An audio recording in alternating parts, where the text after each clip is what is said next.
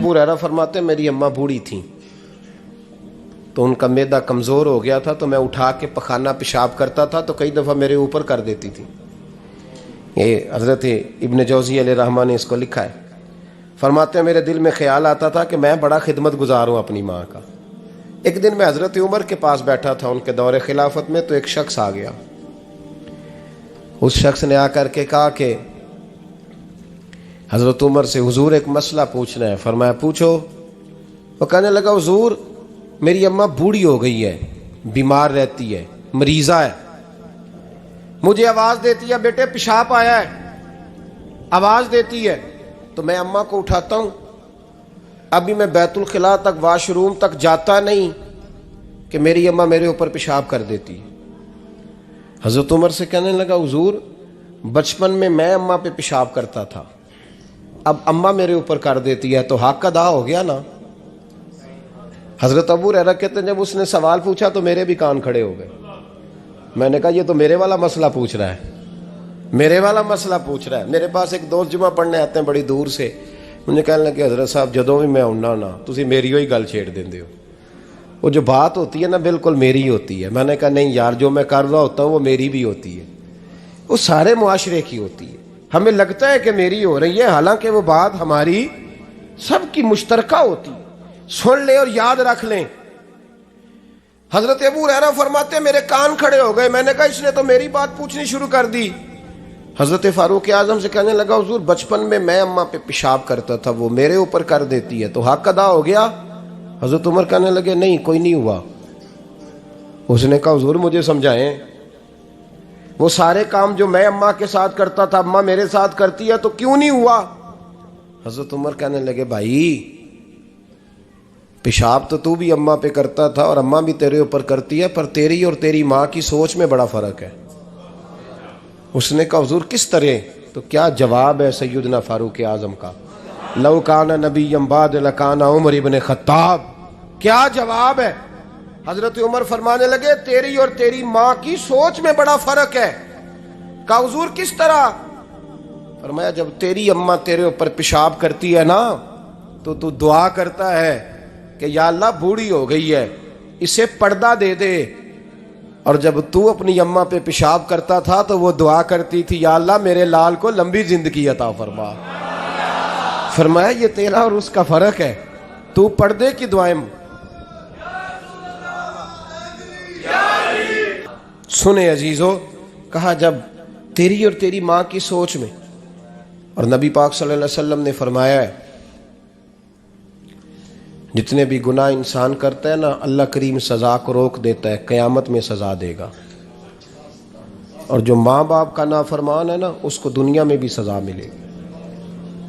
جو ماں باپ کا نافرمان ہے اسے دنیا میں بھی، آپ یقین کریں بچے تھوڑا سا پڑ جاتے ہیں بیچارے تو ماں باپ سے کہتے ہیں ابا جی تسی پرانے دور دے ہو، تو انہوں کی پتہ ہوئے، اور تجھے پتہ ہی نہیں بھائی، تجھے خبر ہی نہیں، یہ پرانے دور کے نہیں، تو بیوقوفوں کے دور کا ہے۔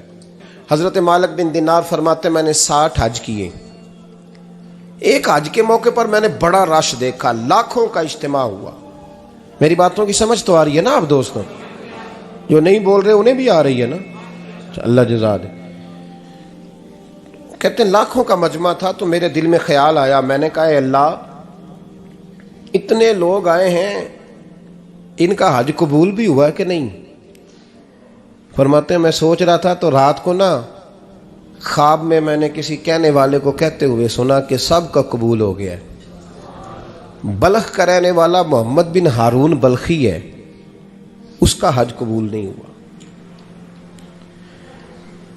فرماتے ہیں شہروں کے علیحدہ علیحدہ خیمے لگتے تھے، اب بھی آپ حج کرنے جائیں تو پاکستانیوں کی رہائشیں علیحدہ ہوتی ہیں، انڈین کی علیحدہ، بنگلہ دیش کے علیحدہ، مصری، یمنی، سب لوگ علیحدہ علیحدہ رہائشیں ہوتی ہیں، جھنڈے لگے ہوتے ہیں ملکوں کے۔ کہتے ہیں میں نے سویرے اٹھ کے ڈھونڈنا شروع کر دیا، ڈھونڈتا ہوں وہ بندہ ملے۔ کہتے ہیں جہاں بلخ شہر کے لوگ رہتے تھے وہاں چلا گیا تو میں نے لوگوں سے پوچھا تم میں محمد بن ہارون بلخی کون ہے؟ لوگ کہنے لگے وہ تو بڑا نیک آدمی ہے، پرہیزگار ہے، بڑے بھولے بھالے، بڑے اللہ والے، ریاض آپ کو بس ہم ہی جانتے ہیں، وہ تو بڑا نیک ہے، پرہیزگار آدمی۔ فرماتے میں نے کہا اچھا کہاں ہے؟ انہوں نے کہا پہاڑ کے پیچھے اس نے خیمہ لگایا ہوا ہے، ساری رات عبادت کرتا ہے، سارا دن روزہ رکھتا ہے، قائم اللیل ہے، صائم الدہر ہے۔ کیا بات؟ فرماتے ہیں میں ان لوگوں کی بات سن کے حیران ہو گیا کہ مجھے کیا بتایا گیا، یہ کیا کہہ رہے ہیں؟ فرماتے ہیں میں پہاڑ کے پیچھے گیا۔ حضرت مالک بن دینار علیہ رحمہ فرماتے ہیں جب میں وہاں پہنچا تو میں نے اس شخص کو مصلی پہ بیٹھے دیکھا، کثرت عبادت کے آثار اس کے وجود پر نظر آ رہے تھے، سیدھا بازو اس کا کٹا ہوا تھا۔ فرماتے 2 رکعتیں مکمل کر کے نا میں نے اسے السلام علیکم کہا تو مجھے کہنے لگا وعلیکم السلام، آپ مالک بن دینار ہیں؟ میں نے کہا بڑی اس کی فراست ہے۔ فرماتے پھر اس نے ٹھنڈی سانس لی، کہنے لگا آپ کو خواب آئی ہوگی کہ میرا حج قبول نہیں ہوا۔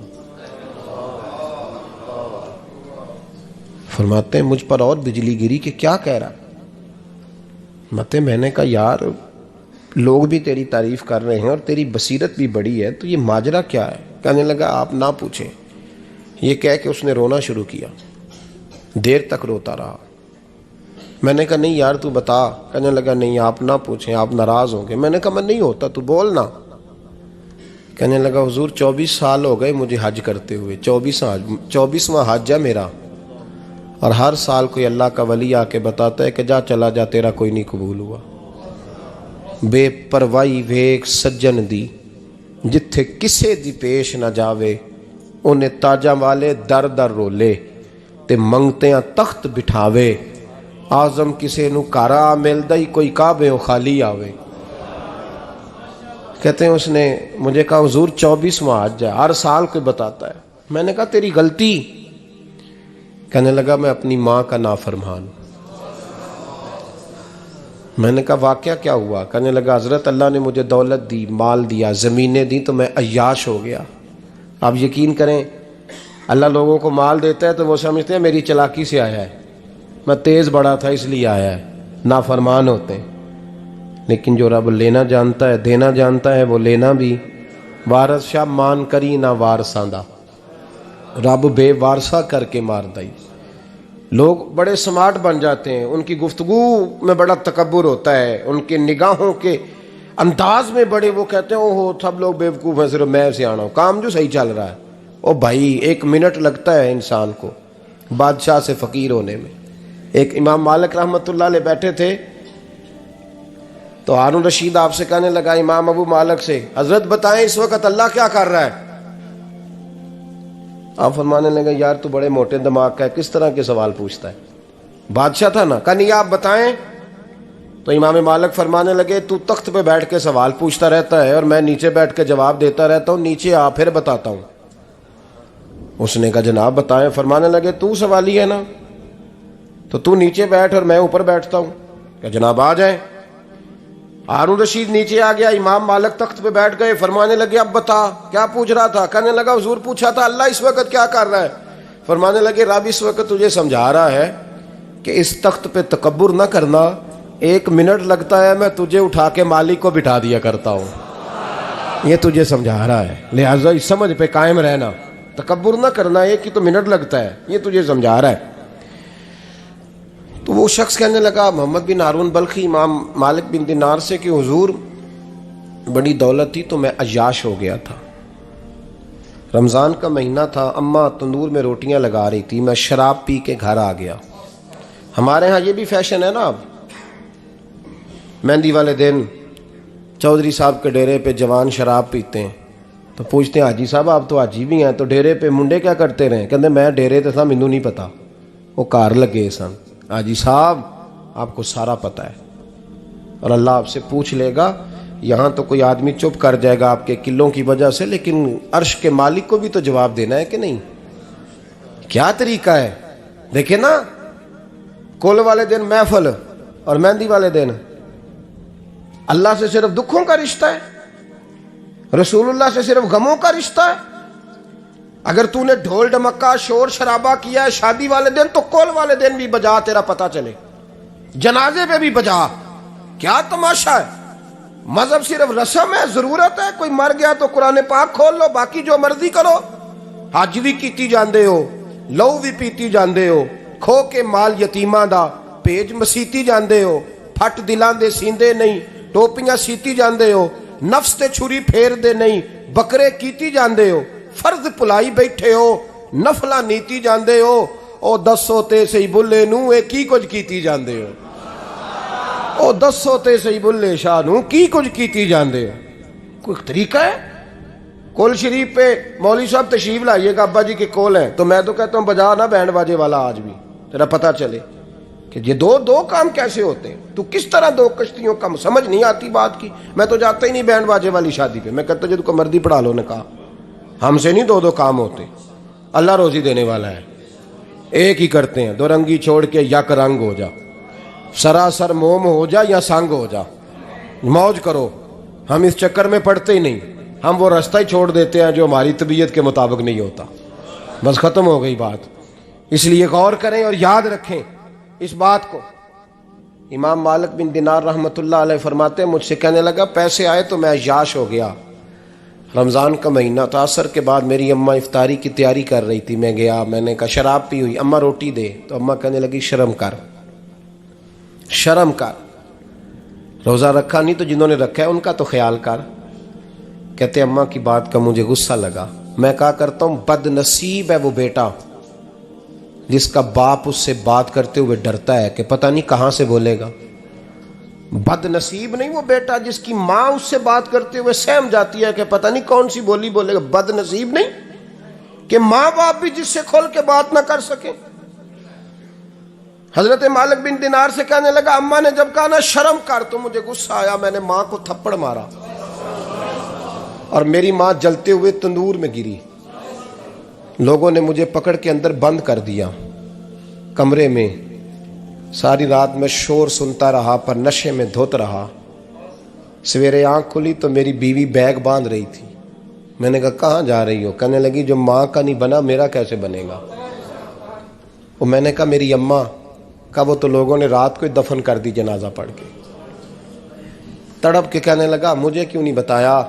تو کہتے ہیں لوگ کہنے لگے تیری مرتی ہوئی ماں کہہ گئی تھی اسے میرا منہ نہ دیکھنے دینا, میرے جنازے کے قریب نہ آئے. حضرت مالک بن دینار فرماتے ہیں جب اس نے یہ بات سنائی تو میں نے بھی اس کے منہ پہ تھپڑ مارا. میں نے کہا تو اسی قابل ہے. کہتے ہیں وہ رونے لگا, حضور دعا کرے اللہ مجھ سے راضی ہو جائے. کہنے لگا جب ماں کی انتقال کی خبر ملی تو میں نے کلاڑی لے کے وہ ہاتھ کاٹ دیا جس سے ماں کو مارا تھا.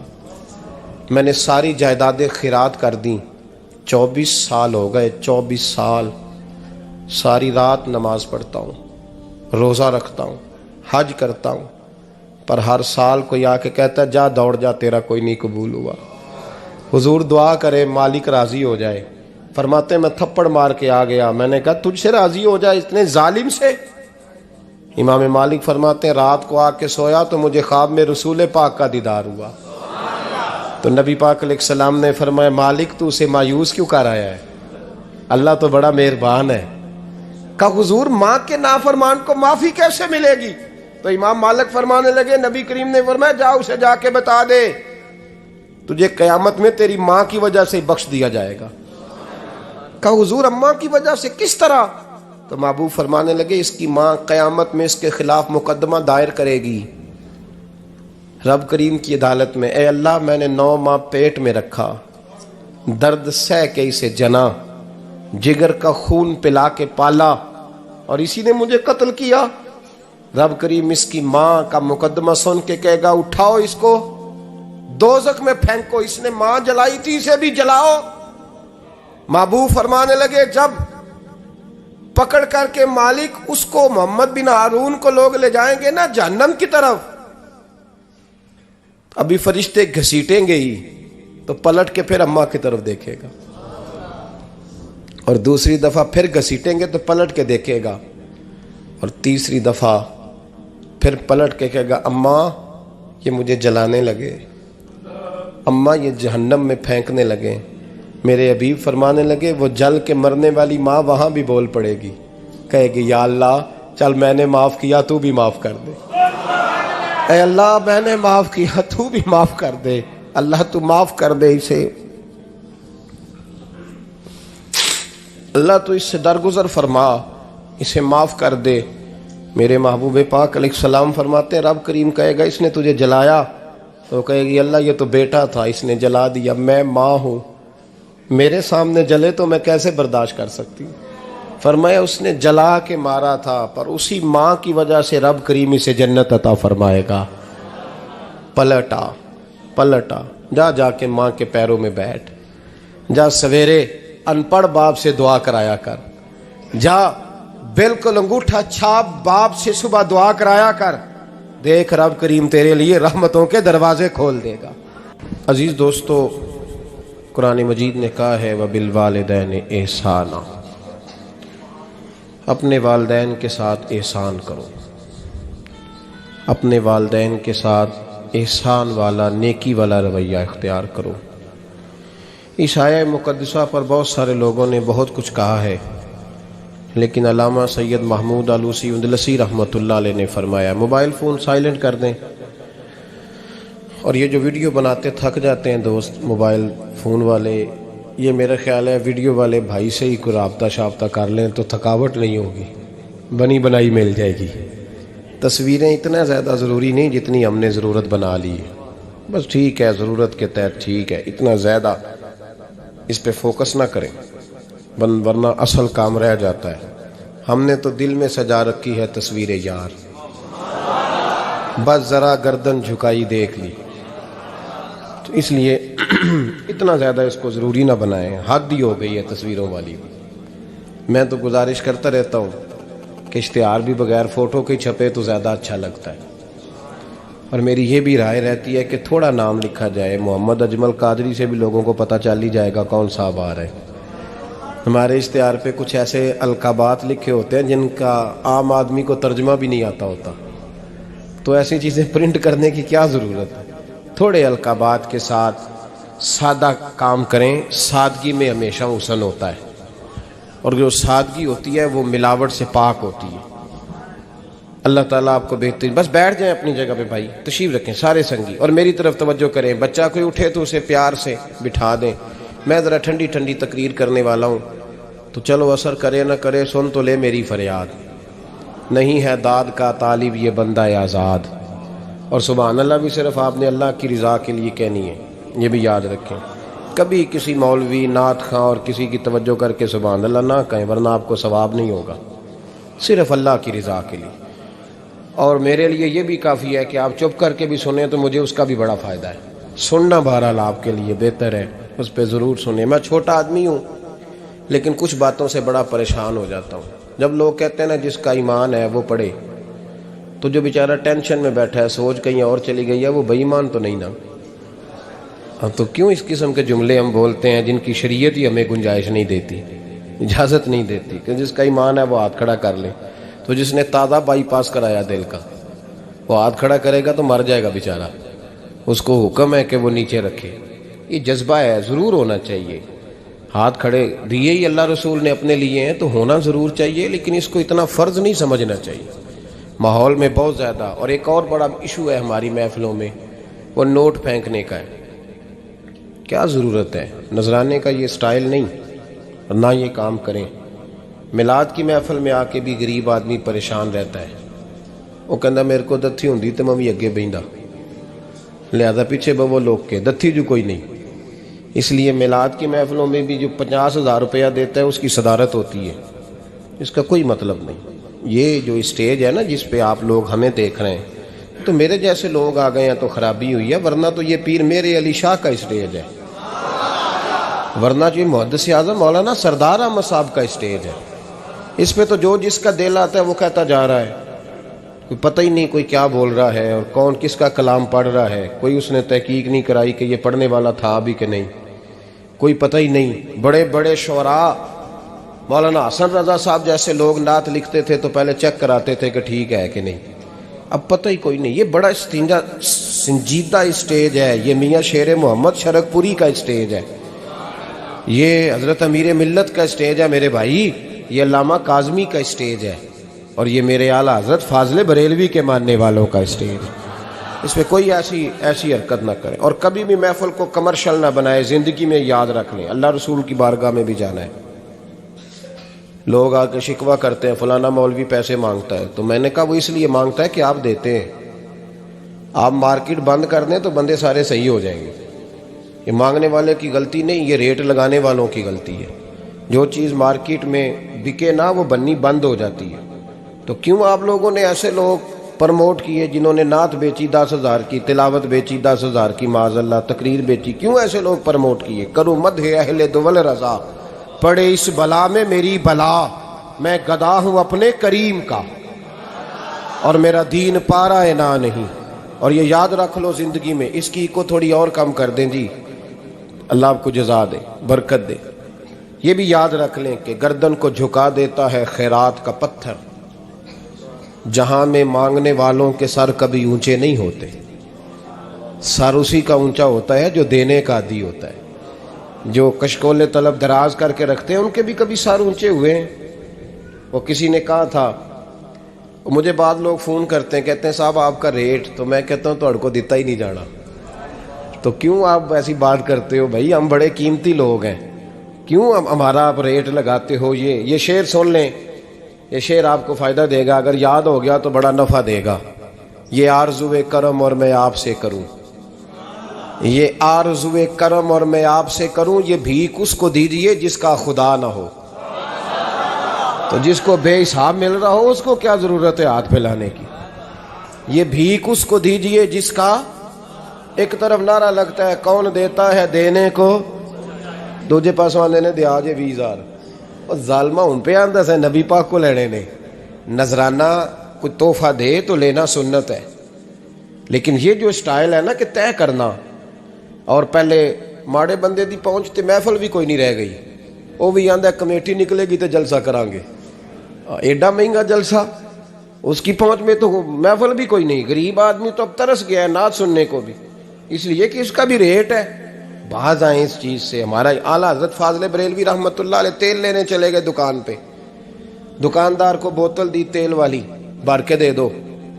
اس نے بھر کے دی تو اعلیٰ حضرت نے فرمایا کتنے پیسے؟ اس نے کہا جی ویسے تو 5 آنے کی ہے، آپ ہمارے عالم دین ہیں، آپ 3 آنے دے دیں۔ اعلیٰ حضرت نے پورے 5 دیے، فرمایا تو پورے رکھ، میں احمد رضا ہوں، میں اپنا علم 2 آنے کا نہیں بیچا کرتا، تو نے میرا 2 آنے ریٹ لگایا ہے، آپ عالم ہے تو 2 چھوڑ دیں۔ اس لیے سنجیدگی پیدا کریں یار، کوئی ضروری نہیں، کوئی سنتا ہے تو ٹھیک ہے، نہیں سنتا تب بھی ٹھیک ہے۔ جن کی پڑھ رہے ہو وہ تو سن رہے ہیں کہ نہیں؟ یہ کافی نہیں کہ جن کی پڑھ رہے ہو وہ سن رہے ہیں۔ اس لیے مہربانی فرمائیں، اس ماحول کو خاصا سنجیدہ کریں، اس پر خاص محنت کریں۔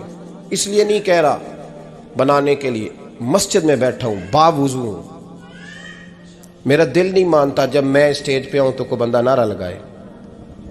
کیوں بھائی؟ کچھ ضروری ہے؟ بوڑھا آدمی بیچارہ بیمار بیٹھا ہے اور عشاء کا وقت کا وہ آیا ہوا ہے، اور نبی پاک صلی اللہ علیہ وسلم نے فرمایا سفید بالوں کی عزت اسی طرح ہے جس طرح تم نے اپنے اللہ کی عزت کی ہے۔ یہ بخاری مسلم کی حدیث ہے۔ فٹافٹ کھڑے ہو جاؤ جی پیر صاحب آ گئے تھے، پیر صاحب ٹائم نہ لاؤندے ہو، کیوں یہ کام کرتے ہیں؟ کچھ بھی نہیں ہوتا، جو عزت کرتا ہے اس کا پتہ ہوتا ہے دل سے کر رہا ہے، بیٹھے رہنے دے لوگوں کو، کوئی فرق نہیں۔ یہ بڑی خوبصورتی پیدا کریں، آپ ماحول کو صحیح کریں، آپ کے جلسے کئی گنا زیادہ بڑے ہو جائیں گے انشاءاللہ تعالی۔ اور میری آخری گزارش، تمہیدی بات کر رہا ہوں، وہ یہ ہے کہ محفلوں کی ترتیب لگائیں۔ جو قاری صاحب نے عشاء کے فوراً بعد تلاوت کی انہوں نے بھی قرآن ہی پڑھا تھا، وہ بے قاعدہ کیوں تھی؟ پھر جو دوبارہ 1.5 گھنٹے کے بعد باقاعدہ شروع ہو گئی تو وہ قرآن پاک نہیں تھا؟ ان باقاعدہ شروع ہونے لگی ہے، کیا مطلب ہے اس کا؟ باقاعدہ محفل عشاء کے بعد شروع کریں، ٹائم دیں، نعت خواں کو وقت دیں، اور دعا کا ٹائم لکھیں۔ آپ میرے پاس کبھی آئیں، ہزاروں کا جلسہ ہوتا ہے ہمارا، لیکن ہم 1.5 گھنٹے سے زیادہ محفل کرنا مناسب ہی نہیں سمجھتے، اس لیے کہ اگر فجر سویرے تنگ ہو جائے تو ساری رات جلسے کا مقصد کیا ہوا؟ اور مختصر بات کریں گے خیر الکلام ما قل و دل، تو وہ بڑی بہترین رہے گی۔ سنجیدگی لائیں تاکہ جس آدمی نے سویرے کام پہ جانا ہے وہ 10 کے آوے کہ میں چلا 8 بجے محفل شروع ہونی ہے تے لو 9:45 میں تھوڑے کول ہوواں گا انشاءاللہ، تاکہ باقی کا کام بھی کر لیں۔ یہ ماحول، یہ میں گزارشات کر رہا ہوں، اپیل کر رہا ہوں۔ چلے اللہ کرے میں بے عمل آدمی ہوں، میری زبان سے نکلی بات کسی پہ اثر کر جائے۔ یہ آپ سنجیدگی پیدا کر کے دیکھیں، انشاءاللہ یہ رش زیادہ ہو جائے گا آپ کے پاس، اور برکت ہوگی اس بات کی۔ وبالوالدین احسانا، والدین کے ساتھ احسان کرو۔ علامہ سید محمود آلوسی اندلسی رحمۃ اللہ علیہ صاحب تفسیر روح المعانی فرماتے ہیں، آپ فرماتے ہیں اللہ کریم نے کہا والدین کے ساتھ احسان کرو، اس کا ترجمہ کیا ہے؟ آپ فرماتے ہیں اس کا مطلب یہ ہے کہ جتنی کوئی بندہ نیکی کرے اگر اس کے مطابق نیکی کر دی جائے تو وہ بدلہ ہوتی ہے، اور اگر تھوڑی بڑھا کے کی جائے تو وہ احسان ہوتی ہے۔ فرمایا رب کریم فرماتے ہیں اس طرح کرو، ذرا سوچ لو بچپن سے لے کر آخر تک جہاں تک تم موجود ہو تمہارے ماں باپ نے تمہارے ساتھ کیا کیا ہے، اگر اس سے بڑھا کے کرو گے تو اس کا مطلب ہے تم نے احسان کیا ہے۔ ماں باپ جو ہوتے ہیں نا، ٹھنڈی چھاؤں، میٹھی زندگی، ماں ان پڑھ بھی ہو نا تو کم از کم یونیورسٹی ہوتی ہے، اور باپ اگر بالکل انگوٹھا چھاپ بھی ہو نا، کسی کالج میں مدرسے میں ادارے میں نہ پڑھا ہو، تو بیٹے کے حق میں جن چیزوں کی ضرورت ہوتی ہے وہ ساری اللہ باپ کو عطا کر کے بھیجتا ہے۔ ماں باپ کو نا کچھ علم لدنی اللہ دیتا ہے کہ بچوں کے لیے کیسے آگے بڑھنا ہے۔ ماں باپ ایک حسن ہے معاشرے کا۔ رب تبارک و تعالیٰ کی دیکھیں نا، اللہ اکبر، دنیا میں کسی کی محبت جانچنی ہو نا تو محبت کی تمثیل دی جاتی ہے، وَتِلْكَ الْأَمْثَالُ نَضْرِبُهَا لِلنَّاسِ، اللہ لوگوں کے سمجھنے کے لیے مثالیں بیان فرماتا ہے۔ اللہ تبارک و تعالیٰ نے جب اپنا آپ سمجھانا چاہا نا، توجہ ہے میری بات پر، جب مالک نے اپنا آپ سمجھانا چاہا تو میرے رب نے ماں باپ کی مثال بیان فرمائی، رب ارحمہما کما ربیانی صغیرا، یا اللہ ان دونوں پہ رحم فرما۔ اور یہ لفظ رب یہاں دو معنی میں آیا ہے، علماء بیٹھے، رب کا معنی ہوتا ہے تدریجن پالنا، کہ یا اللہ ان دونوں پہ رحم فرما جنہوں نے مجھے رب بن کے پالا۔ یعنی مطلب کیا، یہاں ربوبیت کا معنی پالنے کے معنی میں، تدریجن پالنا۔ میرے نبی پاک صلی اللہ علیہ وسلم نے فرمایا اللہ تم سے 70 ماؤں سے زیادہ محبت فرماتا ہے۔ یہ امام سیوطی نے در منصور میں روایت لکھی ہے۔ اچھا بھائی، اللہ نے بھی مثال ماں کی بیان فرمائی، فرمایا گھر جا کے اپنی اماں کو دیکھ لو، اماں تم سے کتنا پیار کرتی ہے، بس اس پیار کو تولنا شروع کر تو 70 ماؤں سے بھی زیادہ رب تم سے محبت فرمانے والا ہے۔ ماں کے سینے میں نا، دیکھیں نا، ایک بچی ہوتی ہے BA، وہ اس نے کر لیا، اس کی اماں روز کہتی ہے بیٹے سویرے اٹھا کر، ساس کے پاس جائے گی تو وہ کہے گی کہ اس کی اماں نے سویرے اٹھنا سکھایا ہی نہیں، اور بیٹی کہتی ہے اماں جدو جاواں گی ویکھی جائے گی۔ اچھا اس کی شادی ہو گئی، اس کی ساس نے آہستہ آہستہ شکوے شروع کر دیے، خامن سے کہنے لگی تو اس کو اٹھاتا ہی نہیں سویرے، وہ بھی کہتا ہے کمرے میں جا کے اماں شکوہ کرتی ہے تو اٹھتی نہیں، اور بچی لاڈلی تھی، وہ نہیں تھی اٹھتی ٹائم پہ۔ زندگی کے 22 سال 23 سال وہ سویرے نہیں اٹھی، وقت پہ نہیں اٹھی، مثال دے رہا ہوں۔ پھر اسی بیٹی کو اللہ نے ایک بیٹا عطا کر دیا۔ صبح 100 آواز اس کی اماں دیتی تھی پر اس کی آنکھ نہیں کھلتی تھی، لیکن اسی بیٹی کا بیٹا سحری کے وقت ہلکا سا روتا ہے، ساری دنیا سوئی ہے پر اماں اس کی فٹافٹ جاگتی ہے، فٹافٹ جاگتی ہے۔ ایک آدمی تھا تو اس کی بیوی انتقال کر گئی اور اس نے طلاق دے دی، 10-11 سال کا اس کا بیٹا تھا، اس نے دوسری شادی کر لی۔ ایک دن اپنے بیٹے سے کہنے لگا بیٹے وہ سگی اماں ٹھیک تھی یا یہ والی ٹھیک ہے؟ تو بیٹا کہنے لگا ابا جی یہ ٹھیک ہے، وہ سگی امی جھوٹ بڑے بولتی تھی، سگی امی جھوٹ بڑے بولتی تھی، جھوٹی تھی، یہ سچی ہے۔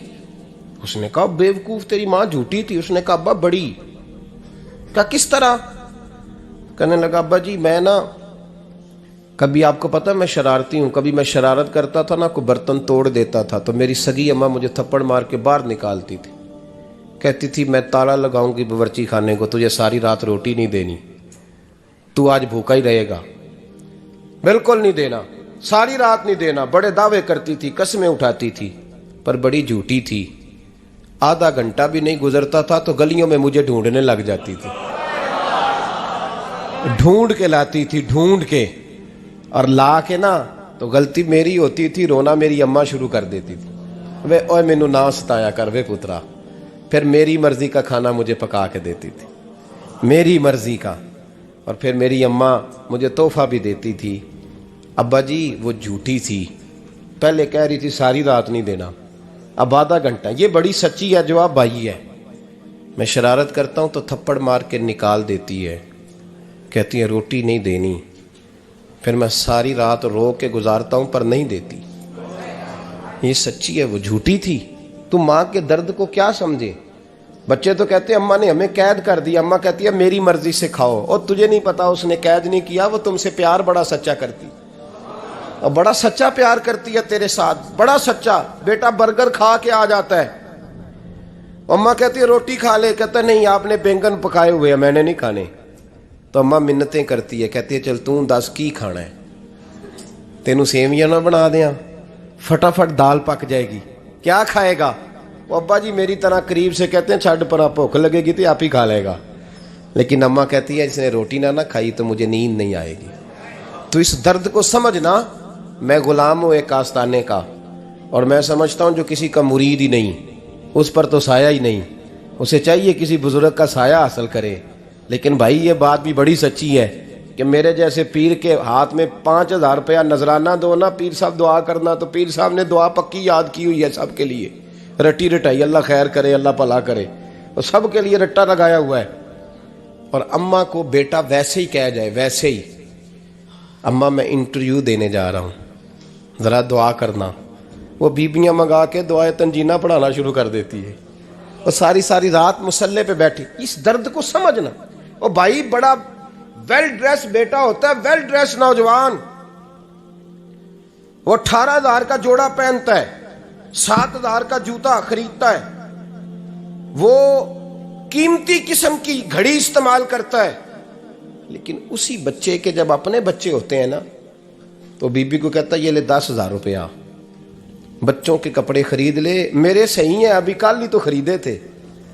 اور باپ, اور تو سمجھا ہی نہیں یار, 30 سال باپ نے جوانی ساری سعودی عرب کو دے دی, لیکن تیرا خیال رکھا. میں ایسے لوگوں کو جانتا ہوں جنہوں نے 30 سال پردیس میں کمبل نہیں بدلا, اور جہاں گئے تھے تو ایک کمبل خریدا تھا پھر بدلا نہیں. تو ماں باپ کے بارے میں, اور یہاں بچے حساب کرتے پھرتے ہیں, بھائی تو انہوں پچھلے مہینے بھی 5,000 دیتا سی, تسی پیسے ادا کر دے کی ہو, ماں باپ سے حساب کرتا ہے تو. ترمذی شریف کے لفظ ہیں, ایک صحابی نے آ کے عرض کی یا رسول اللہ پیسے وراثت کے نہیں, میرے ابا جی نے نہیں دیے مجھے, اور میں نے خود محنت کر کے کمائے, اب میرا ابا مجھ سے پیسے مانگتا ہے تو کیا کروں, اور میرے ہیں میں نے کمائے ہیں, ابا جی نے نہیں دیے, وراثت نہیں, حصہ نہیں ملا. حضور میرا ابا مانگتا ہے تو میرے لیے حکم کیا ہے؟ تو نبی پاک نے فرمایا کیا کہا تم نے, پیسے تیرے ہیں؟ کہا حضور ہاں. تو فرمایا ابا کس کا ہے؟ کہا یا رسول اللہ میرا. تو فرمایا اگر تو اپنے والد کا ہے تو تیری ہر شے تیرے والد کی ہے, تو بھی تیرے والد کا ہے تو تیرا مال بھی تیرے. ماں اور باپ یہ تو حسن ہے زندگی کا, یہ تو وقار ہے انسان کا. جب تک ماں باپ کا ہاتھ پکڑ کے چلو گے نا رستے سیدھے رہیں گے, اور جس دن انگلی چھوڑ کے سڑک پہ نکلنا پڑا نا سر چکرانے لگے گا. یاد رکھنا یہ بڑا مشکل کام ہوتا ہے. لوگوں کا تو رخ ہی اس دن واضح ہوتا ہے جس دن آدمی سائے سے محروم ہوتا ہے. اماں تو کمرے میں پڑی ہو نا, اورنگزیب عالمگیر کی ماں فوت ہو گئی, 350 کمرہ تھا محل کا, اور اماں 12 سال ٹانگوں سے معذور رہی اورنگزیب عالمگیر کی. اماں 12 سال کمرے سے نکل نہیں سکی, ساتھ ہی واش روم تھا یا جو بھی اس دور میں طریقہ تھا. اورنگزیب جب محل میں آتے تھے تو پھر بھی سیدھے اماں کے پاس جاتے تھے, اور جب واپس نکلتے تھے پھر بھی اماں کے ساتھ. اورنگزیب کی ماں کا جنازہ اٹھا تو اورنگزیب نے رونا شروع کیا. پھر سالوں بیت گئے پر اس کے آنسو خشک نہیں ہوتے تھے. ایک شخص نے کہا تیری کوئی انوکھی مر گئی ہے, ساری دنیا کی مرتی ہیں. اس نے کہا میں بادشاہ ہوں, 24 گھنٹے لوگوں کا آنا جانا ہے, بڑے دبدبے ہیں, بڑے ڈیرے داریاں ہیں, بڑی بھینسیں, بڑی گائیں, بڑے کھانے والے, بڑے لانگری. میری ماں بوڑھی تھی, ایک کونے میں پڑی رہتی تھی, پر جب سے وہ گئی ہے یہ مجھے محل نہیں لگتا, مجھے قبرستان لگتا ہے. مجھے لگتا ہے یہ قبرستان ہے. ماں اور باپ تو تیری نعمت ہے بھائی. ہم بچے, ہمارے آج کل کے بچوں نے ایک مسئلہ بڑا پکا یاد کر لیا, کہتے مولانا پیر صاحب پسند کی شادی کرنا جائز نہیں؟ میں کہتا ہوں صاحب اور بھی بڑی چیزیں جائز ہیں، صرف ایک ہی شے جائز رہ گئی ہے۔ رسول پاک صلی اللہ علیہ وسلم سوائے اللہ کے کسی کے پابند نہیں، کسی کے پابند نہیں۔ پر جناب سیدہ خدیجہ الکبریٰ رضی اللہ تعالیٰ عنہ نے پیغام نکاح دیا، یا رسول اللہ میں شادی کرنا چاہتی ہوں، حضور کسی کے پابند نہیں۔ پر میرے محبوب نے فرمایا میرا چچا میرے والد کی جگہ ہے، میں اپنے چاچا سے پوچھ کے تمہیں جواب دوں گا۔ یہ ہے پسند کی شادی جو میرے نبی نے بیان فرمائی ہے۔ تو سارا کچھ کراس کر کر کے گزر جاتا ہے، یہاں تو حال یہ ہے کہ پالنے والا کوئی اور سائے میں بیٹھنے والا، باغ تیرے دی کر کر راکھی میں ساری عمر گزاری، تو جدوں اے پھل پکن تے آیا تے لے گئے ہور بپاری۔ اور بیٹا گزرتا ہے اماں کے دروازے کے آگے سے، اماں کے دروازے کے آگے بیٹا امرود لے کے آیا ہے 6 کلو۔ توجہ ہے میری بات پر؟ ادھر دیکھیں جی، چھوڑیں تھوڑی دیر ہماری سنیں۔ وہ امرود لے کے آیا 5-6 کلو، تو اماں کے دروازے کے قریب سے گزر گیا رات کو، تو کمائی کھانے کا ٹائم آیا نا، تو گزر گیا۔ تو وہ وزیر اعظم سے ڈرتا ہے نا، تو جا کے بی بی سے کہتا ہے بی بی کے حقوق دینا بھی رسول اللہ کی سنت ہے۔ لیکن یہ کیا بات ہوئی، تو نے بیوی اور ماں کا مقابلہ شروع کرا دیا ہے؟ سمجھ تو صحیح، یہ تیرے لیے کعبے کی جگہ ہے اور تو بیوی کے لیے کعبے کی جگہ ہے، اسے بھی سمجھنا چاہیے، غور کرنا چاہیے۔ 5 کلو امرود لے کے تو ماں کے کمرے کے قریب سے گزر گیا ہے، بی بی کو جا کے کہتا ہے چل آدھا کلو اماں کو بھی دے آ، اس کے کون سے دانت ہیں، تو پلیٹ میں ڈال کے وہ لائی ہے۔ تو سمجھا ہی نہیں، تو نے غور ہی نہیں کیا۔ بندہ تو وہ ٹھیک نہیں تھا، نپولین، پر کسی نے اس سے پوچھا تھا بتا زندگی میں پیسے لینے کا مزہ کب آیا؟ اس نے کہا کہ مجھے مزہ تب آتا تھا کہ میں اپنی ساری کمائی لا کے اپنی اماں کے ہاتھ پہ رکھتا تھا، اور پھر جب میں اپنی ماں سے تھوڑا تھوڑا خرچہ لیتا تھا نا، تھوڑا تھوڑا، توجہ ہے میری بات پہ؟ اماں جی 10 روپے دے آجے، کہتے جب میں تھوڑا تھوڑا خرچہ لیتا تھا نا، تو مجھے یوں لگتا تھا جیسے میں بادشاہ وقت کے سامنے کھڑا ہوں اور وہ خزانے کا منہ کھول کھول کے مجھے دیتا جا رہا ہے۔ تو اس ذائقے کو سمجھ تو صحیح بھائی، تو اس کو سمجھ تو صحیح بھائی۔ یاد رکھیں اور غور کریں، ماں اور باپ۔ اور پھر یہ بھی سن لیں، نبی پاک صلی اللہ تعالی علیہ وآلہ وسلم نے ماں باپ کے لیے فرمایا ہما جنتک و نارک، یہی تیری جنت ہے اور یہی تیرے لیے جہنم ہے۔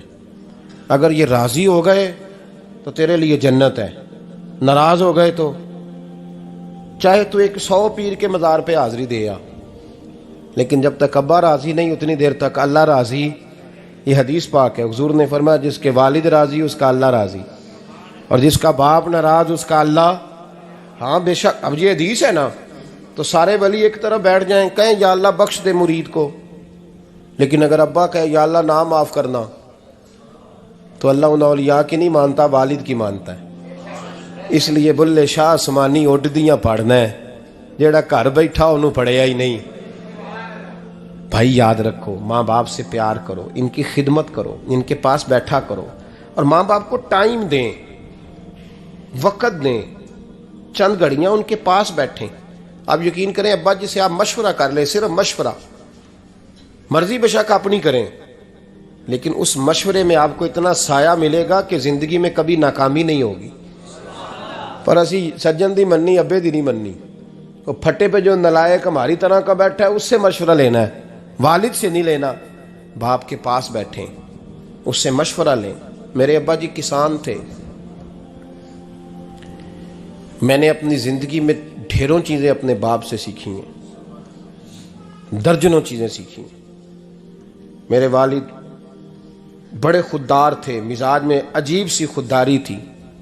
کوئی بندہ کبھی حال پوچھ لیتا تھا نا کہ حالات کس طرح کے ہیں، تو فرماتے تھے بھائی اگر بتانا ہوا تو اپنے اللہ کو بتاؤں گا۔ الحمدللہ بڑا فضل ہے، میں نے ان کے ہاتھوں پہ ہمیشہ چھالے دیکھے، ہمیشہ چھالے، لیکن ان کا ہاتھ کبھی کسی دنیا دار کے سامنے پھیلتا ہوا نہیں دیکھا۔ لوگ مجھے کہتے ہیں آپ کس پیر صاحب کے صاحبزادے ہیں، تو میں کہتا ہوں اس پیر کا صاحبزادہ ہوں جس نے محنت کر کے حلال کی کمائی کھائی ساری زندگی. یہ لوگ پیر نہیں ہوتے, یہ مرشد نہیں ہوتے. اور میں نے درجنوں چیزیں سیکھی ان سے. تو سیکھنے تو بیٹھ, تجھے ہزاروں چیزیں ملیں گی. بھائی اپنی زندگی میں ماں باپ کی طرف دیکھو, سب سے ضروری کام ہے انہیں وقت دو. اماں کے او بھائی بڑا مشکل ہے دنیا داروں سے تعریف کرانا. تے اماں دے کول تے ایویں 2 منٹ راتی بھئی نہ آکھی اماں پیر کٹے نہ رضائی جو تیرے گھٹ چھڑا. تے اماں کہندی جا میرا پتر تھکیا آیا ہے تو سو جا کے, میں کدو کام لگی سا, میں کدو حلوہ انڈئی سا, جا سو جا کے. بس یہ کاروائی ہے. تو نے 2 منٹ کے لیے کہہ دیا, سویرے پورے محلے میں تیری اماں کہے گی اللہ میرے پتر ورگا پتر سارے نو دے. راتی آندا ہے تے مینوں گھٹ کے سوندا ہے, اللہ گھٹیا کوئی نہیں سویا بھی کاروائی پائی سو, لیکن وہ سب کو بتاتی ہے. تو بھائی اتنی قیمتی چیز اور تو چھوڑ کے میں کبھی جلسے سے دیر سے آتا تھا نا, اب تو جاتا نہیں زیادہ جگہوں پہ. کوشش کرتا ہوں کہ چلو ماحول کے مطابق, تھوڑا خشک آدمی ہوں تو ہر جگہ سیٹ نہیں ہو پاتا, اس لیے کم جاتا ہوں. تو کبھی رات کو آتے تھے نا دیر سے, میری اماں جی شوگر کی مریض تھیں, تو میں چھوٹے بھائی کو فون کرتا تھا کہ اماں جی سو گئے, کہنے سو گئے. میں کہتا تھا کہ تو نہ اس طرح کر, نیچے آ جا, 2 بج گئے, وہ شوگر کی مریض ہیں, آنکھ کھل جائے نا تو دوبارہ لگتی نہیں بزرگوں کی, تو دروازہ کھول دے, اندر دستک دی تو دقت ہوگی. تو میں جوتے اتار کے اندر داخل ہوتا تھا, تو پہلا قدم رکھتا تھا تو میری اماں بول پڑتی تھی پتر آ گئے آ گئے. او بھائی تو اس درد کو سمجھنا, کوئی تجھے ملے گا, کوئی ملے گا تجھے ایسا. اب میں دور دراز بھی چلا جاتا ہوں, ان کی زندگی میں نہیں جا پایا, کہتے ہیں ہم نے نہیں جانا, گھر میں رہنا ہے. اس کیف کو سمجھ لے, اس دولت کے قریب ہو جا. اللہم صل علی سیدنا و مولانا محمد.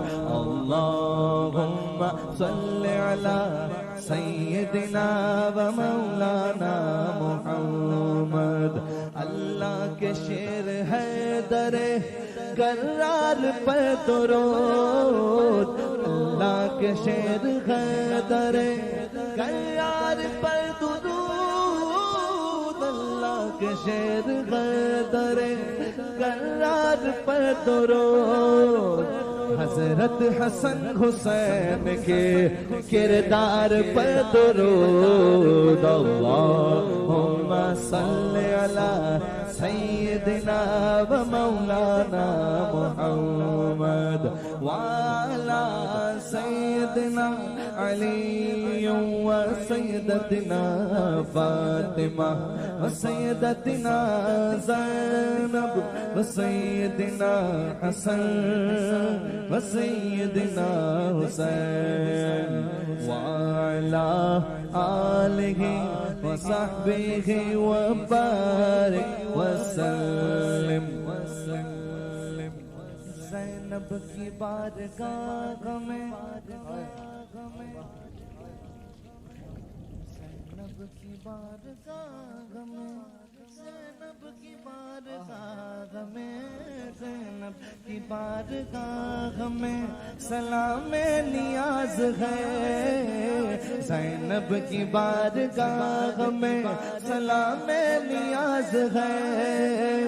جو مرتضیٰ کی لاڈلی زہرا کا ناز ہے. اللہم صل علی سیدنا و مولانا محمد وعلی سیدنا علی و سیدتنا فاطمہ و سیدتنا زینب و سیدنا حسن و سیدنا حسین.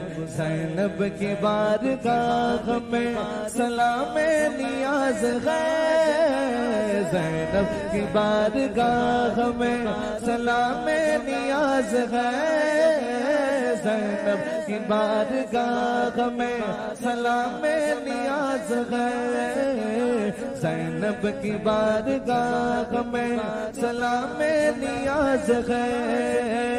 جو مرتضیٰ کی لاڈلی زہرا کا ناز ہے اللہم صلی علی سیدنا و مولانا محمد اللہم صلی علی سیدنا و مولانا محمد